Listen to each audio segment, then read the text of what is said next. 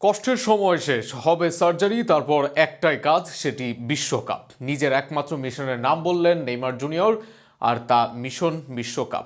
Injury নিয়ে ক্লাবকে বাঁচিয়েছেন, ডাক্তারদের অপেক্ষা করিয়ে এক সপ্তাহ পরেই করছেন সার্জারি।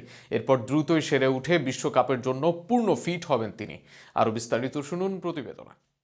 2025 সালের শুরুতে সান্তোসের ফেরার পর নেইমারের জন্য সময়টা ছিল উত্থান পতনের এক চরম পরীক্ষা। মাত্র কয়েক মাসে 4 বার চোটে পড়েছেন তিনি, সঙ্গে পুরনো শৃঙ্খলাজনিত বিতর্ক তো ছিলই। এসব মিলিয়ে লিগের 38 ম্যাচের মধ্যে 18টিতেই খেলতে পারেনি ব্রাজিলিয়ান তারকা। কিন্তু শেষ পর্যন্ত সব প্রতিকূলতা জয় করে দলকে অবনমন থেকে রক্ষা করেছেন আর সমালোচনার ঢেউকে পরিণত করেছেন করাতালিতে। 2 মাস মাঠের বাইরে থাকার পর গত 9 নভেম্বর ফ্লামেঙ্গোর বিপক্ষে একাদশে ফিরেন নেইমার। তবে প্রত্যাশিত পারফরমেন্স দিতে না পারায় সমালোচনা চরমে ওঠে। মাঠ জুড়ে মাত্র 2টি অন টার্গেট শট এবং শেষ দিকে বদলি হওয়া তাকে নতুন করে চাপের মুখে ফেলে। এই সমালোচনা যে তাকে মানসিকভাবে ভেঙে দিয়েছিল তা নিজেই স্বীকার করেছেন নেইমার।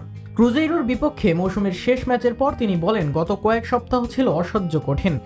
জীবনে প্রথমবার সাহায্য চাইতে হয়েছে। মানসিকভাবে একদম ভেঙে পড়েছিলাম। কোচ, সতীর্থ আর পরিবার আমাকে ধরে রেখেছে। মানসিক লড়াই জয়ের পর নেইমার মাঠেও দেখান তার পুরনো ক্লাস। পুরোপুরি ফিট না থাকলেও সান্তোসের শেষ 3টি ম্যাচ খেলেন তিনি। এই 3 ম্যাচে 4 গোল ও 1টি অ্যাসিস্ট করে দলকে শুধু অবনমন এড়াতেই সাহায্য করেনি, বরং নিশ্চিত করেছে কোপা সুদামেরিকানার টিকিটও।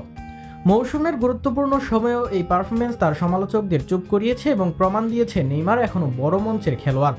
মৌসুম শেষে নেইমারের সামনে এখন 2টি বড় লক্ষ্য: মানসিক স্বস্তি ফিরে পাওয়া এবং শারীরিকভাবে শতভাগ ফিট হওয়া। জিইটিভিকে দেয়া সাক্ষাৎকারে তিনি বলেন, এখন কয়েকদিন ফুটবল ভুলে থাকতে চাই, মাথা পরিষ্কার করতে চাই, এরপর যেই সার্জারিটা দরকার তা করাবো। অপারেশনের পর মনোযোগ দিতে হবে শুধু এক জায়গায়, সেটি বিশ্বকাপ। ইএসপিএনের প্রতিবেদনের মতে নেইমার নিশ্চিত করেছেন সামনে তার হাঁটুর অস্ত্রোপচার হবে, যদিও বিস্তারিত জানাননি কিছুই। ধারণা করা হচ্ছে মেনিসকাস সার্জারি তাকে অপেক্ষা করছে।